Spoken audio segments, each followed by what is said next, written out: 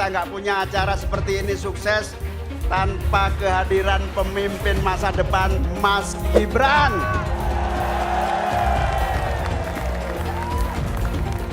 Matur nuwun, mana Mas Gibran? Matur nuwun, wali kota terpopuler di dunia. Lebih populer saat jadi wali kota dibanding bapaknya. Untuk membuka peluang, saya juga akan membuka program Creative Hub. Solo Technopark sekarang sudah kami revitalisasi. Di sana ada kantornya Garena. Kalau kalian suka main Free Fire, main Call of Duty, ini tempatnya di sana. Kita punya sekolah cyber security. Kita juga punya sekolah tas bawah air, juga gajinya mahal sekali. Lalu kita punya juga sekolah membuat game dari Acer.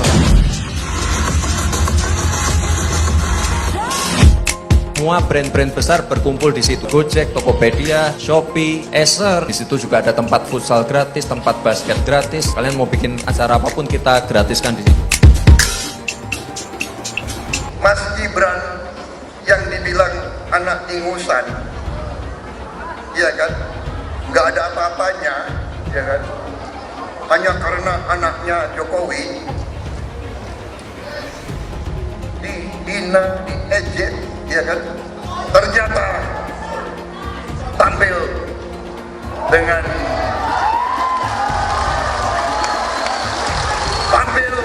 menurut saya, kalau saya guru yang harus kasih nilai, saya kasih nilai 9,9. Anak muda katanya kurang berpengalaman, tetapi waktu itu saya berpikir, kalau saya pilih orang yang sangat berpengalaman, ya, kalau pengalamannya baik.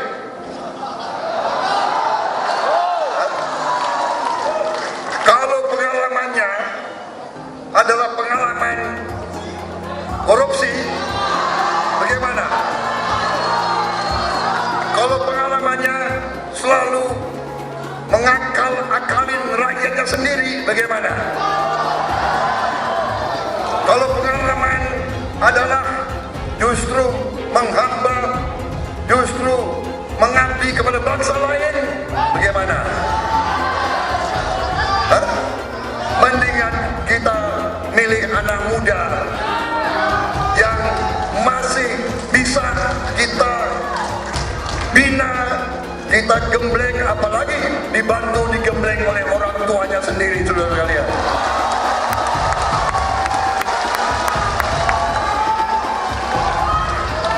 Apalagi orang tuanya seorang pejuang merah putih, seorang yang membela rakyat Indonesia. Apa salahnya, saudara sekalian? Kalau Pak Muhaimin, seingat saya baru sekali ini, alhamdulillah, dalam haul dan nawi. Mudah-mudahan sesudah ini istiqomah hadir terus, walaupun mungkin tidak menang, tapi tetap datang. Istiqomah. Gue jadi ngakak lagi kalau inget omongannya Cak Imin, karena dia juga agak-agak ngaco sih menurut gue. Masa dia bilang mau bikin 40 kota kayak Jakarta? Caranya itu gimana? Astaga, orang mau bangun IKN aja ngos-ngosan karena duitnya terbatas, investor juga sepi. Kok bisa-bisanya bilang mau bangun 40 kota kayak Jakarta? Dulu kita dukung IKN itu karena apa? Kita harapkan ada investasi besar masuk. Kira-kira jangan membebani APBN. Tapi sudah sekian lama nggak ada yang masuk. Kan wajar kita evaluasi. Evaluasi bagian dari perubahan. Jadi karena itu ya biasa aja, perubahan itu adalah bagian dari yang salah tidak diteruskan. Yang salah tidak diteruskan. Sekali lagi Gus, mohon maaf, IKN ini bukan hanya membangun bangunan pemerintah, tapi juga sebagai simbol pemerataan pembangunan di Indonesia. Mungkin nanti setelah pulang dari debat bisa di Google, sudah banyak yang masuk namanya pada Agung Sedayu. Dan nanti akan tambah lagi mungkin setelah Pilpres, karena mereka akan pasti akan wait and see, melihat stabilitas politik di Indonesia. Saya itu tanya tips and triknya agar investasi ataupun proyek-proyek besar bisa di sana. Sebab saya lihat itu ada 32 proyek pemerintahan pusat, ada juga berbagai program-program yang luar biasa, patut kita banggakan. Dibandingkan dengan misalnya Kota Madiun yang hanya 11%, Cirebon hanya 7%, Tasikmalaya. Kita ingin triknya apa? Sehingga akses pendanaan pembangunan itu bisa bersifat adil dan merata. Kalau kita jadi pemerintah pusat nanti, tugas kita adalah membagi secara adil seluruh proyek-proyek nasional kita. Jumlah proyek, jumlah anggaran yang digelontorkan ke Solo sebelum saya jadi wali kota itu lebih besar. Saya tahulah ini arah pertanyaannya kemana. Tapi yang jelas ini Gus, apa yang sudah dibangun, yang kita lihat bukan bangunan fisiknya saja, tapi kita lihat impact-nya ke warga. Bangun masjid menggunakan CSR dari Abu Dhabi. Impact-nya apa? UMKM kita sekarang melesat, wisata kita melesat. Kemarin waktu Idul Fitri, kunjungan wisatawan ke Solo melebihi Jogja. Itu impact-nya. Kita juga harus berkolaborasi, tidak semuanya pakai APBN. Ada yang pakai APBN plus APBD plus dibantu, saya sering dibantu Pak Ganjar, gubernur saya. Ini kolaborasi, kita punya kebun binatang Solo Safari, tidak pakai APBN. Masjid tidak pakai APBN. Tapi impact-nya apa? Impact-nya ke masyarakat. Jadi yang kita lihat ini Gus, tidak perlu tendensius seperti itu. Kita lihat impact-nya ke warga seperti apa. UMKM meningkat, kesejahteraan meningkat, lapangan pekerjaan terbuka. Itu yang kita lihat Gus. Jadi tidak melihat, oh ini dia anak emaskan. Enggak. Pemerataan pembangunan itu sudah terjadi di mana-mana, bukan hanya di Solo. Dan itu fakta loh Gus. Proyek di Solo sebelum saya menjabat itu lebih banyak. Fakta itu. Terima kasih. Seluruh proyek-proyek besar yang ambisius, ini IKN sebagai salah satu contoh saja, itu kalau hanya mengandalkan APBN hampir 500 triliun. Saya ingat sekali Gus Muhaimin dulu sempat ikut meresmikan dan potong tumpeng di IKN. Ini gimana? Ini nggak konsisten. Dulu dukung, sekarang nggak dukung karena menjadi wakilnya Pak Anies yang mengusung tema perubahan. Sekali lagi Gus, mohon maaf, IKN ini bukan hanya membangun bangunan pemerintah, tapi juga sebagai simbol pemerataan pembangunan di Indonesia, sebagai simbol transformasi pembangunan di Indonesia. Kami memiliki satu tekad bahwa di dalam pemerintahan yang akan datang minimal harus dibangun 40 kota baru yang selevel dengan Jakarta. Gus Muhaimin ini agak aneh ya, pengen bangun kota selevel Jakarta tapi nggak setuju sama IKN. Saya barusan dari IKN. Mas Anies, dengan berbagai kondisi yang ada di Jakarta, apa pendapat Mas Anies ketika kemudian Indonesia sentris itu ingin dibangun, mimpi besar anak bangsa sejak presiden sebelumnya ingin dibangun untuk memindahkan ibu kota dari Jakarta ke IKN? IKN hanya membangun tempat untuk aparat sipil negara bekerja, bukan untuk rakyat. Jadi jangan kita meniru pemerintah Belanda. Mereka punya kota tua, ketika kota tua turun permukaan mereka pindah ke selatan, bikin di sekitar Monas, ditinggalkan, masalah tidak diselesaikan. Kita harus menghadapi masalah dengan menyelesaikan. Apakah boleh saya simpulkan kalau begitu Mas Anies dalam posisi yang oposisi terhadap beberapa kebijakan termasuk IKN menolak IKN dilanjutkan? Saat bicara tentang ibu kota baru kita, banyak orang bilang ngapain keluarin 470 triliun buat IKN, mending dibagi-bagiin ke orang miskin. Itu pola pikir yang sempit, yang cuma mikirin solusi sementara. Kepadatan penduduk, populasi yang membludak, polusi yang semakin parah, itu semua jadi permasalahan yang harus dipikirkan solusi jangka panjangnya. Dan IKN adalah solusi tersebut. IKN dibangun untuk menyelesaikan permasalahan yang sekarang sekaligus mencegah permasalahan yang mungkin akan datang di masa depan. Kesejahteraan masyarakat Indonesia harus menjadi prioritas utama. Milih Anies dan Imin setidaknya sudah menyelamatkan Indonesia dari kehancuran. Gus Dur saja dikudetanya, apalagi rakyat. Yang satu memang jago kata-kata, jago beretorika, nggak kelawan kalau soal kata-kata.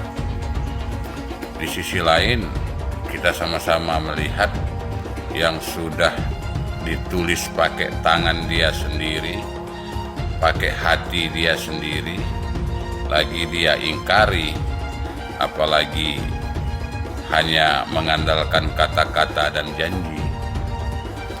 Pun demikian dengan janji Cak Ponimin. Gus Muhaimin memberikan program siapapun yang hamil yang ada di muka bumi Indonesia ini akan diberikan tunjangan selama hamil. Karena itu yang masih jomblo secepatnya nikah, hamil, dibiayai kehamilannya oleh Gus Muhaimin. Akan mendapatkan subsidi, akan mendapatkan tunjangan rata-rata 6 juta selama kehamilan. Gus Muhaimin dan PKB menang. Semua yang punya sepeda motor, BBM-nya kita subsidi gratis tanpa biaya. Siapa yang di sini punya sepeda motor? Tahun 2024 PKB menang, Gus Muhaimin presiden, disubsidi serendah-rendahnya harga subsidi BBM. Kalau PKB sekarang bukan PKB Gus Dur, ini PKB Caimin. Jadi beda, PKB-nya sudah beda. Jadi nggak bisa lagi menurut saya, memang masih tetap jualan nama Gus Dur, itu ada larangannya jelas sekali. Tapi ya namanya orang masih mencuri-curi, kebiasaan kayaknya mencuri-curi. Mencuri partai, sekarang mencuri gambar. Gus Dur pendiri partai, orang yang dikatakan oleh Caimin sebagai guru politiknya, malah dikudeta, apalagi rakyat.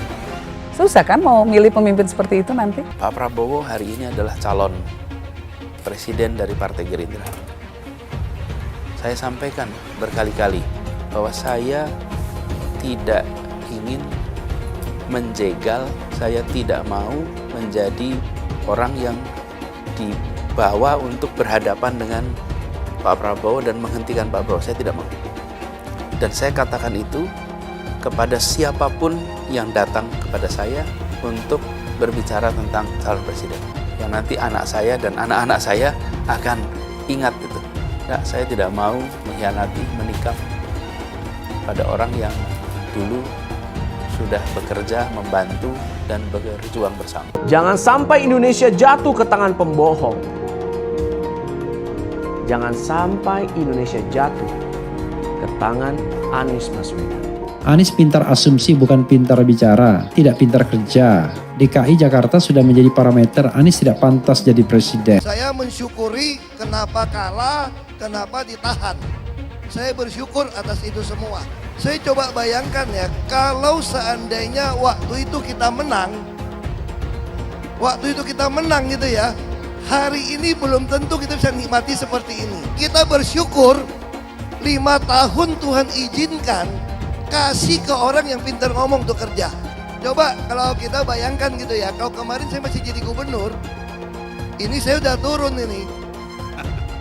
Tapi yang pintar ngomong itu dikira orang hebat kan? Ini lebih berbahaya tahun 2024, langsung ketahuan karakternya. Langsung ketahuan itu. Di saya juga ada kutipan Pak di kamar saya Pak. Tulisannya, Jakarta telah mengambil keputusan yang fatal. Bilang dihalang-halangi, Anies masih sering bikin acara di sana-sini. Bebas pula.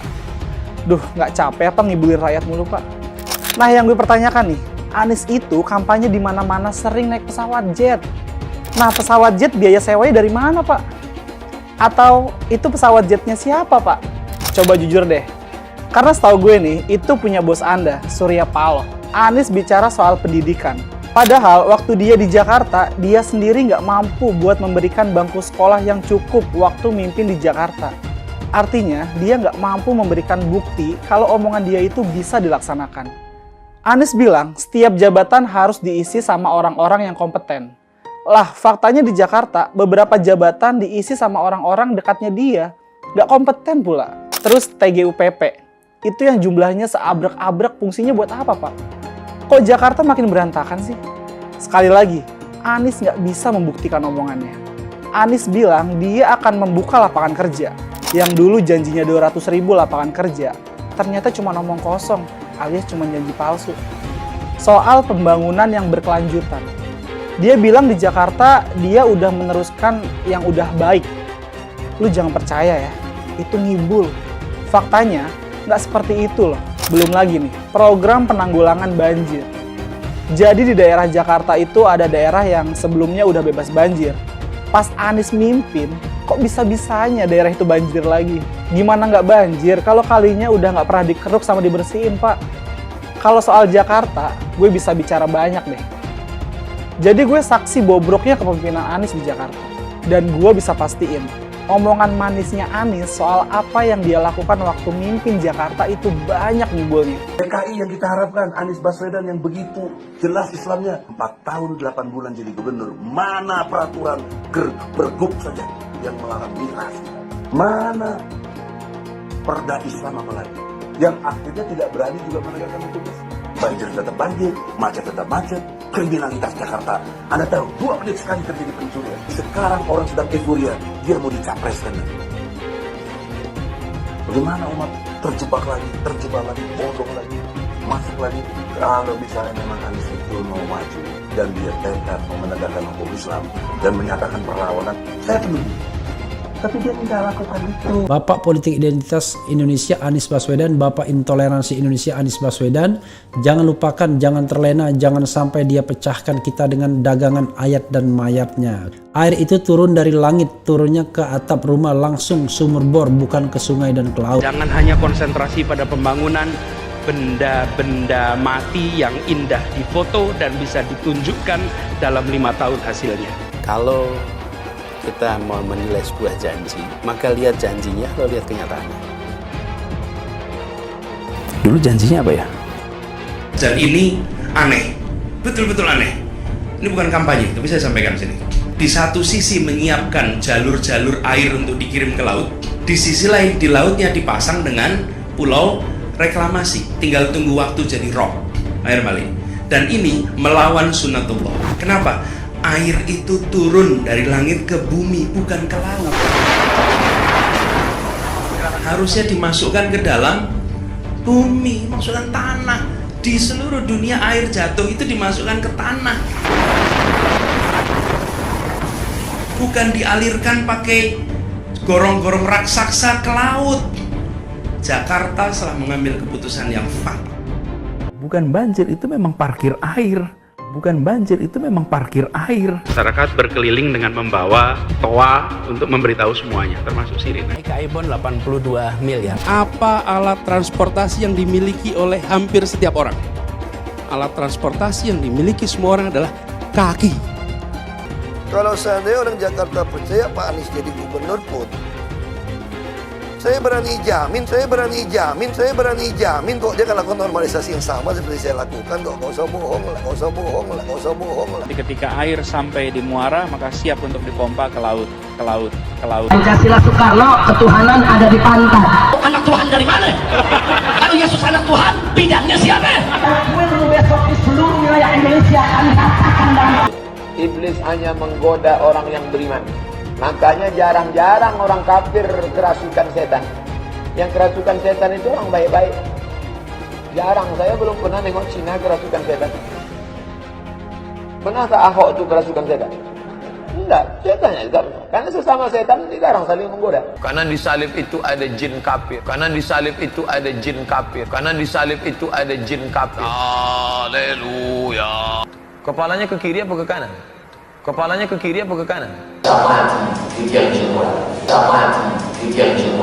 Tetap percaya salib itu lambang mulia, bukan jin. Kok ketawa? Aku nggak nyindir siapa-siapa loh. Saya nggak pernah mundur untuk kebenaran, keadilan, kejujuran dan peri kemanusiaan. Gue nggak pernah mundur. Dan gue nggak pernah takut juga sama lu. Siapapun yang rasis, gue akan hadapin. Karena rasis itu tidak berperi kemanusiaan. Sama saya ditanya dulu kan, kamu nyesel nggak statement kamu di Pulau Seribu sehingga masih masuk penjara? Tidak pernah nyesel.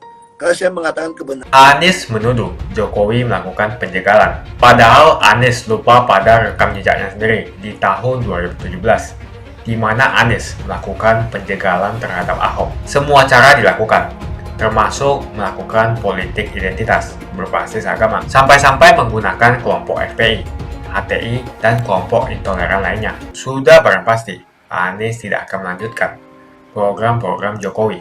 Legasi-legasi dari Pak Jokowi akan dihancurkan oleh Anies.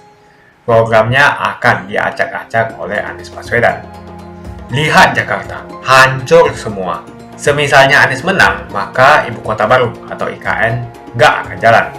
Pembangunan akan di-stop. Kita bisa melihat rekam jejak Anies saat menjabat di Jakarta selama 5 tahun. Tidak ada satupun janji yang dipenuhi dan tidak ada kinerja yang bisa dibanggakan. Dari DP 0%, POC, kelebihan bayar, Formula E, banjir, sumur resapan, jalan rusak, dan gonta-ganti nama jalan. Jika Anies menang, maka FPI dan HTI, Ormas Khilafah, akan kembali. Apa kita mau Pancasila diganti oleh Khilafah? Bagian Indonesia Timur yang mayoritas non-Muslim pasti tidak akan setuju dengan Khilafah. Mungkin Indonesia akan bubar jika Anies memimpin. Perkataan Ahok sudah terbukti dan Jakarta sudah menjadi korban. Jangan biarkan Indonesia menjadi korban kibulan Anies Baswedan. Sekarang itu, banyak pihak-pihak yang kita nilai sebagai pihak yang punya kredibilitas yang tinggi. Sekarang malah udah diraguin kredibilitasnya. Contohnya apa? Salah satu contohnya adalah lembaga survei.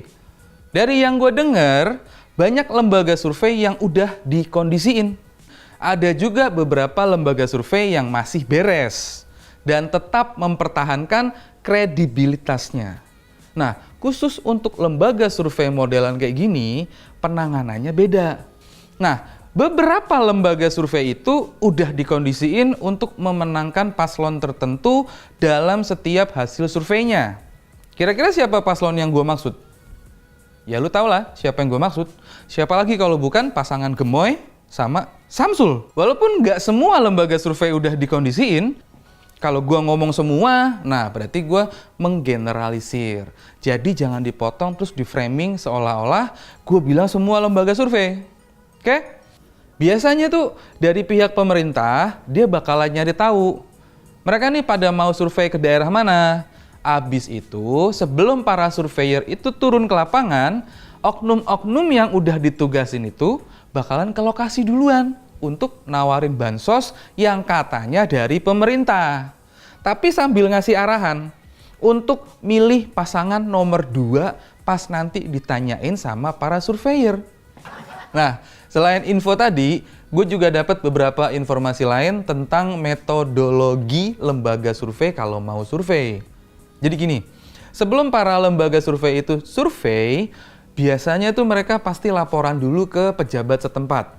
Entah itu ketua RT, ketua RW, kepala desa, ataupun kepala-kepala yang lainnya lah gitu. Nah, karena sistem lapor dulu itu, akhirnya dikiriminlah pendamping untuk nemenin para surveyor untuk ngambil sampel survei. Jadi kalau hasil surveinya 02 pada tinggi-tinggi banget dibandingin sama paslon lain, ya nggak usah heran. Terus selain 2 info yang tadi gue ceritain, ada juga lembaga survei yang nggak jelas dalam ngebuat pertanyaan yang dalam tanda kutip adalah pertanyaan jebakan Batman. Kayak misalkan, lu udah makan belum? Kalau lu jawab udah makan, berarti lu dukung Prabowo. Nah lo, kalau lu jawab belum, ya sama aja, lu dukung Prabowo. Lucu kan? Bentar. Oke, nih gue kasih contoh pertanyaan yang tadi gue bilang sebagai pertanyaan jebakan Batman.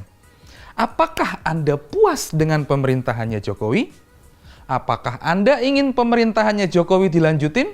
Apakah Anda setuju kalau programnya Jokowi dilanjutin lagi sama Prabowo? Terus endingnya ditutup dengan pertanyaan, berarti Anda maunya Prabowo yang lanjutin semua programnya Jokowi kan?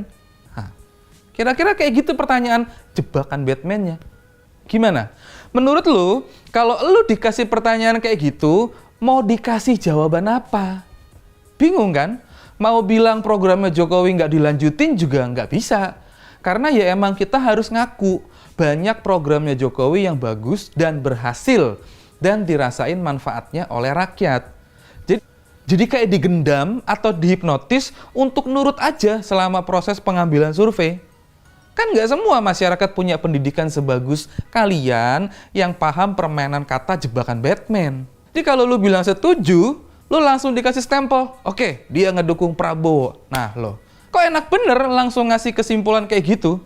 Lagi pula, tujuannya lembaga survei itu kan untuk nyari siapa yang disukai masyarakat untuk jadi presiden berikutnya.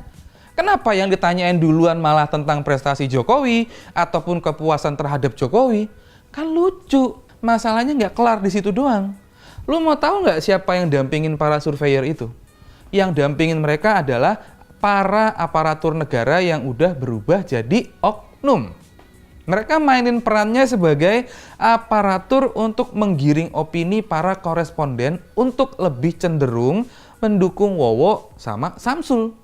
Tapi di luar dari semua keajaiban tentang beberapa lembaga survei itu, ada juga yang seharusnya kalian sadari. Atau minimal nyadar lah.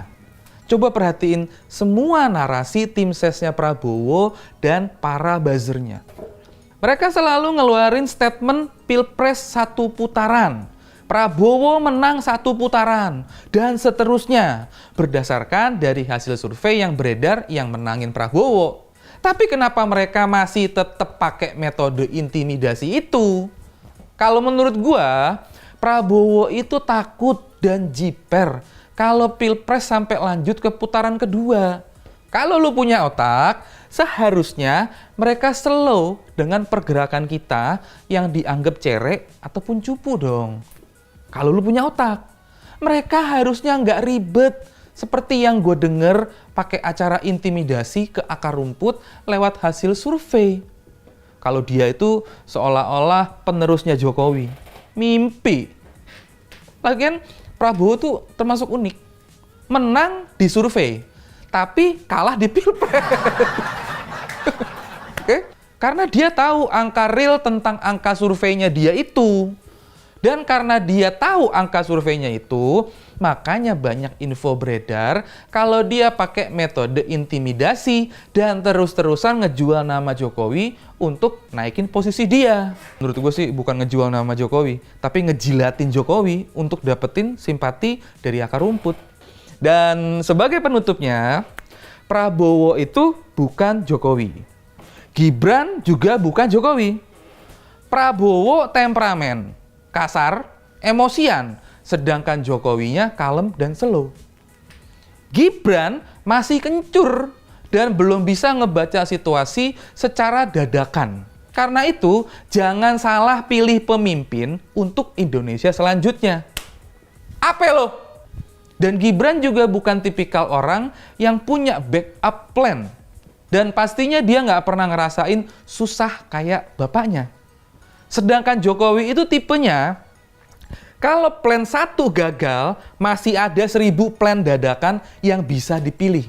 Itulah yang dinamakan satset dan tas-tesnya Ganjar Mahfud. Sebelum kita membahas tentang Anies Baswedan, terima kasih banyak buat kalian yang sudah like dan subscribe.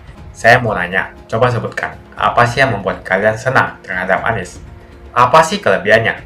Apa sih yang sudah dilakukan sesuai dengan janjinya? Saya yakin kalian tidak bisa menjawab ini. Tolong tuliskan satu saja kelebihan Anies Baswedan di kolom komentar. Jokowi takut legasinya dirusak Anies Baswedan. Lihat Jakarta, hancur semua. Publik menyoroti sejumlah gerakan yang dilakukan oleh Joko Widodo alias Jokowi di Indonesia. Hal tersebut merupakan respon yang cukup wajar. Hal tersebut karena adanya ketakutan dalam Jokowi.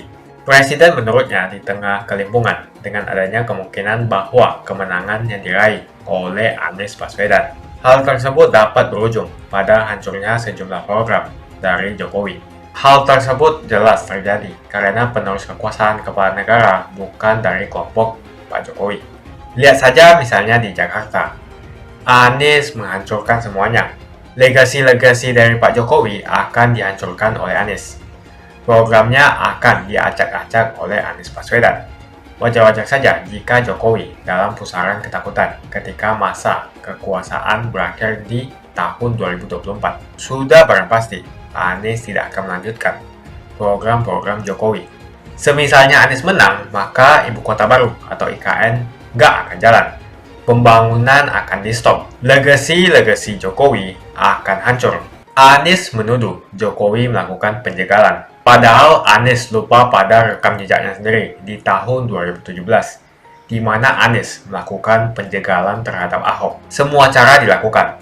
termasuk melakukan politik identitas berbasis agama, sampai-sampai menggunakan kelompok FPI, HTI, dan kelompok intoleran lainnya. Anies Baswedan sampai nekat berkoalisi dengan ormas preman berjubah agama. Di tahun 2024, Anies Baswedan akan kembali menggunakan strategi di tahun 2017. Kelakuan-kelakuan relawan Anies yang menjalankan strategi ini masih pakai pola yang lama. Pola yang lama berupa membangun opini negatif terhadap pemerintah dan Komisi Pemilihan Umum. Curangan Anies lainnya adalah melakukan kampanye sebelum waktunya, di mana dia mengganti namanya menjadi head start untuk membingungkan publik. Atau kecurangan Anies Baswedan yang menggunakan jet pribadi saat kampanye di mana-mana. Berapa kecurangan dari biaya kampanye yang menggunakan jet pribadi? Apakah ini datang dari korupsi BTS yang dilakukan oleh Menkominfo dari Partai Nasdem? Tak main-main kecurangan maling atau korupsi yang dilakukan oleh Johnny G. Plate adalah sebesar 8 triliun rupiah. Suka tidak suka, senang tidak senang, sadar atau tidak sadar, pola Anies Baswedan ini sudah basi. Nampaknya para relawan Anies sudah tak punya cara atau metode lain dalam berkampanye sehingga memainkan strategi play victim. Memang basi sih strategi ini, tapi sangat terbukti ampuh, apalagi jika ditambahkan dengan jualan isu agama. Tampaknya sih sulit menjual isu agama karena ketiga bakal calon mempunyai agama yang sama. Ataukah mereka akan bikin heboh lagi dengan menyebarkan hoax bahwa Ganjar akan diisukan sebagai seorang yang beragama kafir? Atau mungkin mereka akan membuat hoax bahwa Ganjar adalah anak PKI, ataukah Ganjar Pranowo adalah keturunan non-muslim?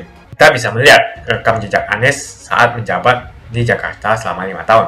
Tidak ada satupun janji yang dipenuhi dan tidak ada kinerja yang bisa dibanggakan.